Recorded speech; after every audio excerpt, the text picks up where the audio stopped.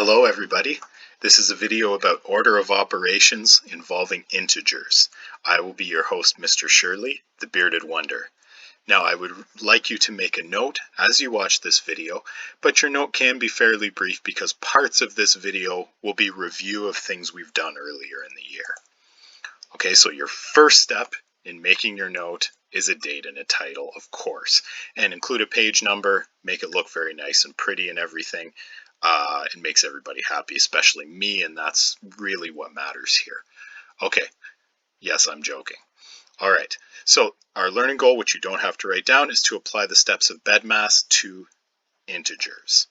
All right, so we're going to start off with a little bit of review, and I just want you to remember from some previous days that if we multiply, and remember division uses the same pattern, the same rules, so a positive times a positive equals a positive, positive times a negative equals a negative, negative times a positive also equals a negative, negative times a negative equals a positive. Okay, you don't need to write that down unless you really want to. You should have it already written down from a previous note. Okay, so whether you remember those four rules, or you could also, the other way we've described this in the past is to remember that if the signs are the same, your answer should be positive. If the signs are different, okay, your answer should be negative. All right, now on we go. I'd like to do a quick review of the meaning of exponents, okay, because again, it's been a while since we've done that. Okay, so 5 squared, if you will remember, equals 5 times 5. Okay, that's what the exponent 2 means, remember. It means that there are two 5s that we are multiplying together. It does not mean 5 times 2. Okay, no. Let's put a frowny face beside that one. Does not mean 5 times 2. Okay, it means 5 times 5, okay, which of course equals 25. Okay, does not equal 10. Okay, well, I'm sure we'll review this in the next few days as well. Okay. Oh, apparently I wrote it twice, but you know, you can never write too much math. Now, when you have an integer number, a negative number, you do exactly the same thing. Okay, so the negative 5 inside the brackets to the exponent 2 just means, as you might expect, negative 5 times negative 5. But if you'll remember from our rules, again, back on the previous slide, if we have a negative times a negative, that will equal a positive, right? So negative 5 times negative 5 will equal positive 25. Okay, so that means 5 squared and negative 5 squared actually both equal the same thing, right? 25, 25. But you do have to be a little bit careful just to make sure that negative sign is inside the brackets with the exponent outside it. Okay, if it's not inside the brackets, it can mean something different. So please just be careful of that as you're going through some of the work. All right, one more little bit of review before we get started a little bit is to review what bedmass means. Again, you don't have to write this down. This is total review. Just a reminder, so B is brackets, E is for exponents, D is division, and M is multiplication. And remember, you do these steps at the same time from left to right. Okay, so from left to right, you just do them in the order that they come from that level. Same with adding and subtracting, okay? So again, left to right, you just do them in the order that they appear. All right?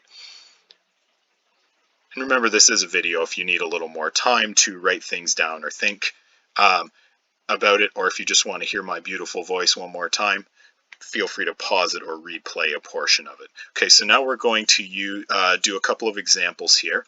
Got just a reminder at the top. It's totally optional whether you write down remember to follow the bedmass steps. I will leave that to you. Okay, let me get my selecty tool thing here. So remember, we're doing B first, the brackets first. Okay, so we'll do negative 5 plus 3. All right, also, I'm just going to do both bracket steps sort of in the same step. So the negative 5 plus 3, if you'll recall from before, so that will equal negative 2. And 4 subtract negative 2. Okay, and we've talked about a few different methods of treating those subtraction questions, but 4 subtract negative 2 will equal positive 6.